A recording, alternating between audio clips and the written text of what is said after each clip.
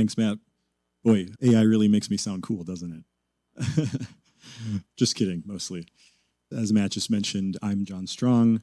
I've spent the last 15 years or so as an acoustics designer for buildings and generally performance venues and immersive spaces as a focus.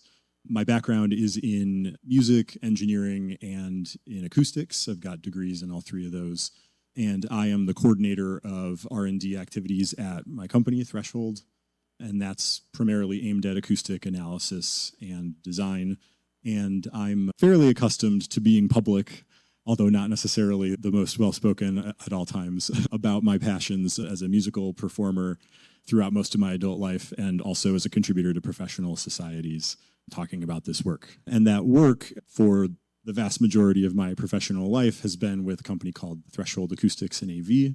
We're an acoustics and audio-video design studio based in Chicago, although we have senior level staff all throughout the country.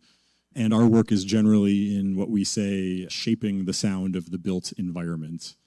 So that could mean anything from making a concert hall sound optimal for an orchestra to play in, all the way down to making an office a reasonable, comfortable place to work for 8 hours in a day, and anything in between. And we focus on areas for spaces for collaboration and interpersonal connections. That's really our passion and our bread and butter. And in doing these things, we're collaborating with architects primarily and other designers of the built space, and also with owners and users of those spaces. Although as we've started to foray into the VR world, we're interested in finding new ways to leverage that knowledge. So probably the closest intersection between what we do and these immersive technologies is what we call auralizations. And auralization is a predictive aural rendering of what a built space is going to sound like. So we primarily use it as a design tool. We build a virtual model of a built space, either one that's existing or one that is being designed, and we calculate the anticipated acoustic response of that space based on the physical aspects of the space, its size, its shape, the materials that are in it. And when we complete that, then we play it back. We present it in an immersive studio that's part of our office. There's a model of it on the lower right side of the 3D model of it on the lower right side of the slide. It's a 24-channel, roughly spherical ambisonic loudspeaker array, and we use that to present to architects and owners and clients and people that make decisions about their projects. And realism is really important for that, because typically these folks will be making decisions about their projects that are worth hundreds of thousands to millions of dollars. And so it's really important to get the nuance right and to turn it into an experience that is meaningful. And it's really valuable as a design tool because it's much easier to talk about a shared experience of what something sounds like than me trying to describe what it's going to sound like. That just falls short the vast majority of the time. And so we've spent a ton of time and resources over the last decade plus trying to maximize the realism of this sort of simulation. And we have discovered that to make it more and more realistic, it costs more and more time and resources of all sorts.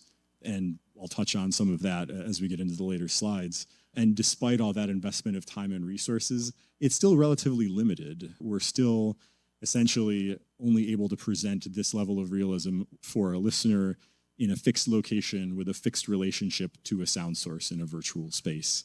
There are obviously technologies that exist to make that relationship dynamic, but for the level of realism that we really require for our uses of it, that's our limitation at present. Okay, so this is actually a video. It's a very short video, but it's an example of how we calculate the responses of these spaces. So this is actually a vastly simplified version of the kind of calculation that gets done to simulate these spaces. It's simplified, much lower in resolution to make it easier to follow visually. But effectively what's happening is thousands of rays or sound particles are getting thrown around this virtual space, and the program tracks each one's interaction with every surface that it interacts with and how that influences the final experience at the listener's location. And this multiplied many times over is what's necessary to create this level of realism that we really require to do this effectively. In addition to that, the way that sound sources radiate sound plays a huge role in realism as well. People, when they talk, instruments, when they play, all these potential sound sources don't just radiate exactly the same sound off in every direction equally. You know this innately. If you listen to someone talking, they sound different when you're listening to them from directly in front versus if you're listening from behind. You just know there's going to be a difference in the way that sounds and in how loud it's going to be. So suffice it to say that we want to make sure in these models that we're sending the correct portions of the sound to the correct areas of the model.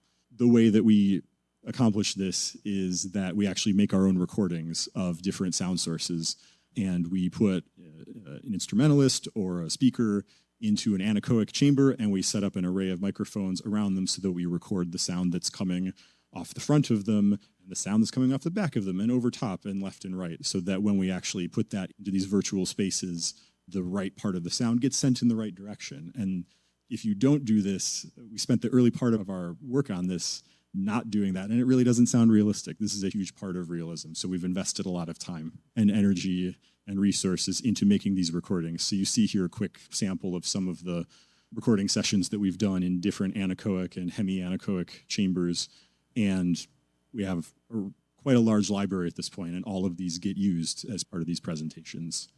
So how does this relate to VR and XR? The most obvious one that we see is that innate to the platform, there's this access to location and orientation for a listener, and that seems like a really opportune way for us to incorporate directionality and dynamic relationships between sources and receivers without a whole bunch of extra motion tracking hardware.